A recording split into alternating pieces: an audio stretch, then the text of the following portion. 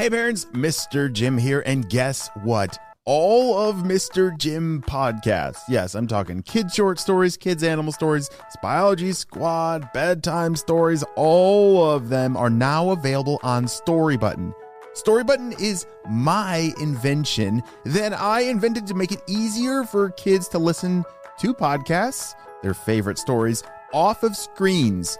Parents, you know how it goes of putting kids to bed, maybe having to use your phone or an iPad to listen to stories. Well, we want to put that to an end and make it easier for you all to listen to audio stories off of a screen. Storybutton is a device that connects to your internet to freely access all of the great kids podcasts available in our library. Go to storybutton.com to learn more. And when you order today, you can save $20 and get free shipping at storybutton.com.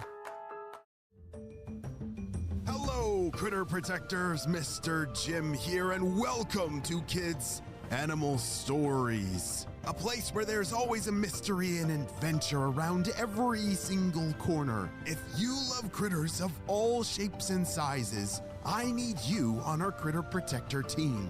Join our adventure as we learn about critters from around the world and in our backyards. Well, my friends, are you ready for today's adventure? Me too, let's go!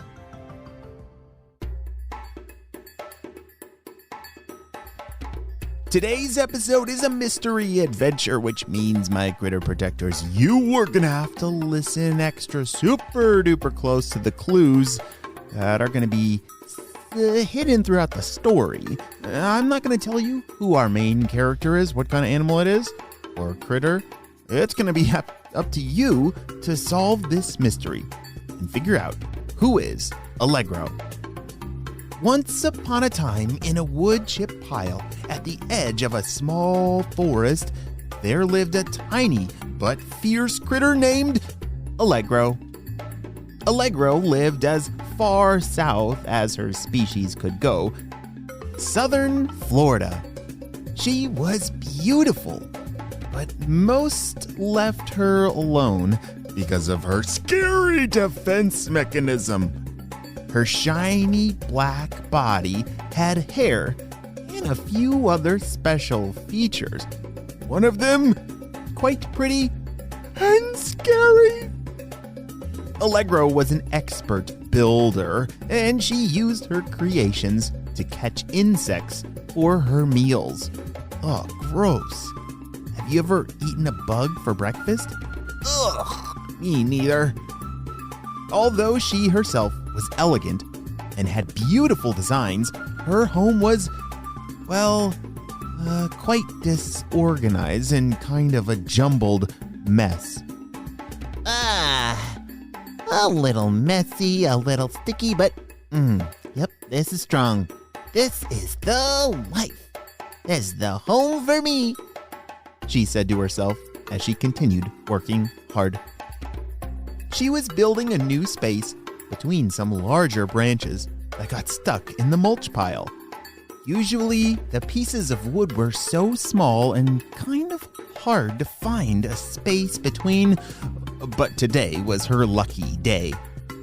Allegro lived alone, but she sure knew how to stay busy. Building, hunting.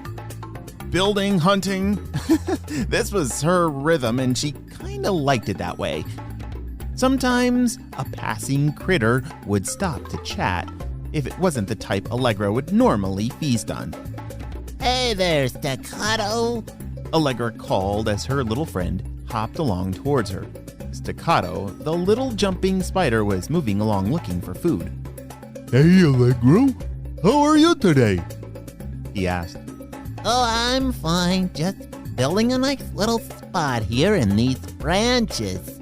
Oh, looking good. Yep, looking good. He called back as he hopped along by. Staccato knew that Allegro wasn't interested in snatching him up as long as he kept his cool and his distance. She would much rather catch woodlice, something there was plenty of in their wood chip pile. As the day went on, Allegro quietly followed her usual beat. A little snake named Legato slithered smoothly on by. Hi there, Allegros. Legato the snake called. Hi, Legato. Where are you heading? She wasn't used to seeing her slither by with such determination. Oh, it's just that time of year. I'm trying to find the best place to lay my eggs. Legato said. Oh, I guess it is that time of year, isn't it? Allegra said. She stopped and thought for a second. Then out of nowhere, she was startled like crazy by a strange, tickling feeling. Ah! What was that? She shouted aloud. Allegra looked around, but Legato was already gone. What? Legato? I need someone to tell me what this is. Allegro tried to calm down and just ignore it. But this funny feeling started happening again. And again. And again. This super strange feeling was in her belly. And she soon realized that it meant it was time to... Wait, hold on a second.